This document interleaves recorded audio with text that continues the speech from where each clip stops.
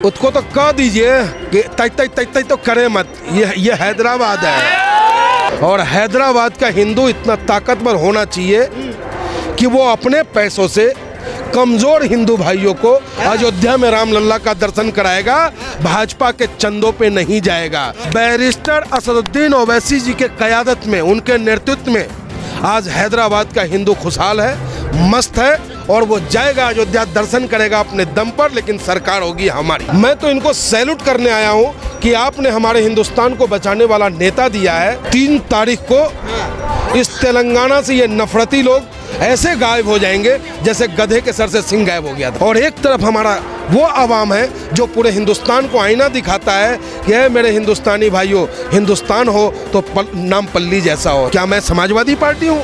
क्या मैं कांग्रेसिया हूँ?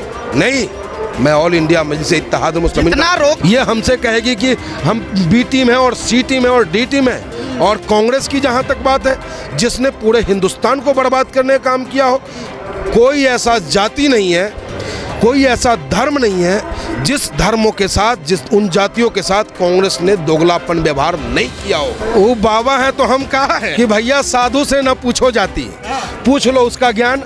अब पड़े रहने दो मियान को, उठा लो तलवार। कीमत तलवार की है, जाति की नहीं है। इस हिंदुस्तान में अगर कीमत किसी नेता की है तो वो नेता सिर्फ बैरिस्टर असदुद्दीन ओवैसी है। तो कुंभ के मेला में गरीब से गरीब आदमी भी सोचता है कि हम जाके नहा ले, तो वही हाल हम लोगों का है। हम लोगों का कोई वजूद नहीं है। यहाँ कुंभ का मेला लगा हुआ है, ऑल इंडिया मजलिस इत्तेहादुल मुस्लिमीन का नींव है, जड़ है ये, और इस जड़ को हम चूमने आए हैं, यहाँ स्नान करने हम आए हैं। पंडित जी, आप यहाँ आए, क्या कुछ लोगों से रिस्पांस मिल रहा है? देखिए, यहाँ मेरा आने का मकसद सिर्फ और सिर्फ एक ही है। मैं बार बार कहता हूँ कि यहाँ के लोग तो ऑल इंडिया मजलिस इत्तेहादुल मुस्लिमीन के नींव हैं और इनसे वोट की उम्मीद करने नहीं, मैं तो इनको सैल्यूट करने आया हूँ कि आपने हमारे हिंदुस्तान को बचाने वाला नेता दिया है, इसके लिए सैल्यूट है। और आप देखेंगे 3 तारीख को इस तेलंगाना से ये नफरती लोग ऐसे गायब हो जाएंगे जैसे गधे के सर से सिंह गायब हो गया था। लग रहा है आपको यहाँ से माजिद हुसैन साहब जीत रहे हैं? देखिए, यहाँ देखिए, माजिद हुसैन साहब चुनाव नहीं लड़ रहे हैं, चुनाव नामपल्ली की जनता लड़ रही है। चुनाव ऑल इंडिया मजलिस इत्तेहादुल मुस्लिमीन के द्वारा किए गए कार्य लड़ रहा है। तो माजिद हुसैन तो सिर्फ एक नाम है, लेकिन चुनाव नामपल्ली की जनता लड़ रही है। जो ये लड़ाई है वो बेईमानों से है, ये लड़ाई है जुल्मियों से। और एक तरफ हमारा वो आवाम है जो पूरे हिंदुस्तान को आईना दिखाता है कि है मेरे हिंदुस्तानी भाइयों, हिंदुस्तान हो तो नाम पल्ली जैसा हो, हिंदुस्तान हो। कह रहे हैं ना कि ओवैसी साहब सिर्फ जज्बाती तकरीर करते हैं। देखिए, सच कहना अगर जज्बाती कहलाना है तो मैं कहूँगा, योगी बाबा बुलडोजर से घर तोड़ते हैं, जाति पूछ के तो मैं ना बोलूँ, चुप हो जाऊँ? क्या मैं समाजवादी पार्टी हूँ? क्या मैं कांग्रेसिया हूँ? नहीं, मैं ऑल इंडिया मजलिस इत्तेहादुल मुस्लिमीन। जितना रोक रहे हैं आप उतना ही वो सीटें जीत रहे हैं। देखिए, मैं ऑल इंडिया मजलिस इत्तेहाद में सीट जीतने का खुशी, न हमें हारने का गम। हमें तो गम तब होता है जब उन चेहरों पे सिकन देखते हैं। हमें गम तब होता है जब कमज़ोर चेहरों पे सिकन देखते हैं।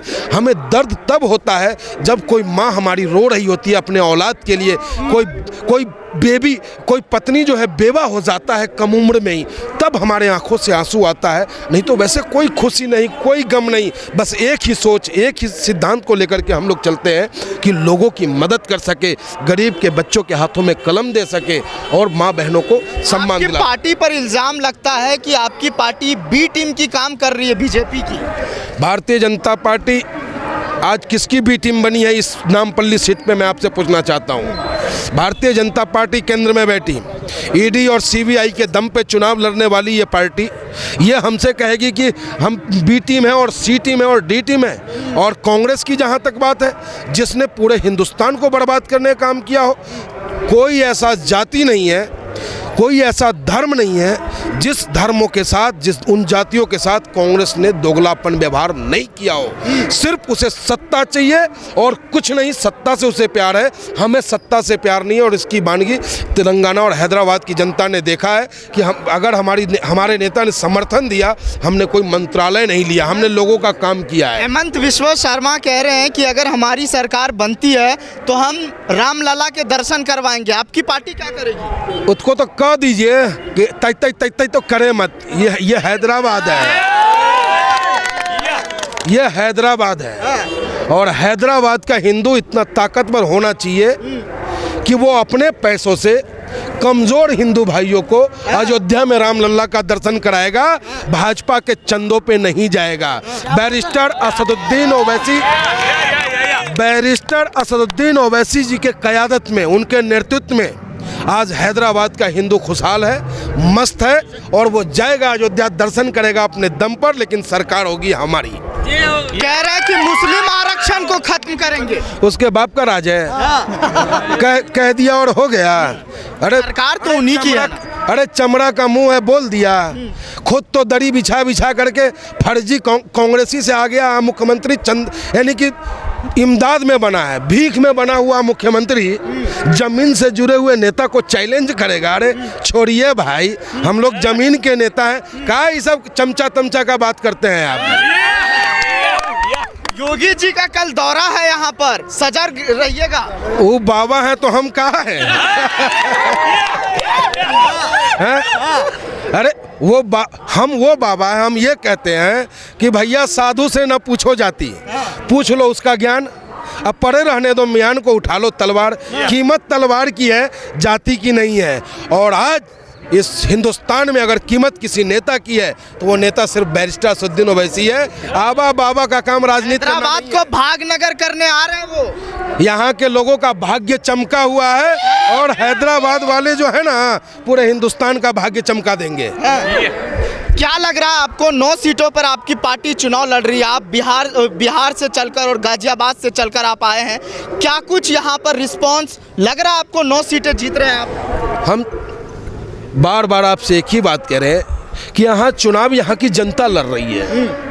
हम ऑल इंडिया मजलिस-ए इत्तेहादुल मुस्लिमीन के लोग, जैसे कुंभ का मेला हम हिंदू धर्म में होता है ना, तो कुंभ के मेला में गरीब से गरीब आदमी भी सोचता है कि हम जाके नहा ले, तो वही हाल हम लोगों का है। हम लोगों का कोई वजूद नहीं है। यहाँ कुंभ का मेला लगा हुआ है, ऑल इंडिया मजलिस-ए इत्तेहादुल मुस्लिमीन का नींव है, जड़ है ये, और इस जड़ को हम चूमने आए हैं, यहाँ स्नान करने हम आए हैं। हैदराबाद की जनता को क्या पैगाम आपके तरफ से? हैदराबाद की जनता को मेरा पैगाम है, मैं बैरिस्टर साहब का छोटा सा सिपाही हूँ।